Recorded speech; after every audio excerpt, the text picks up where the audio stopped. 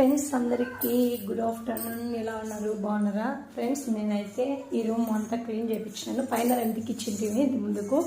ఇంకా ఇప్పుడు మాకు కింద సరిపోలేదు. రొటీన్గా ఒకే రూము మాకు చాలా ఇబ్బంది అయింది పిల్లలకి నాకు. అందుకని మేము పైన కూడా మేమే తీసేసుకున్నాము. ఇంకా పైన కూడా మేమే వాడుకుందామని అనుకున్నాము ఈ రూము. ఎందుకంటే అందుకే ఈ రూమ్లో ఎక్కువ వస్తువులు కూడా లేవు. ప్రజెంట్గా కొన్ని పైకి తెస్తున్నాను. ఇంకా ముందు కొన్ని పైకి తెచ్చుకొని అన్నీ చేసుకుంటాం.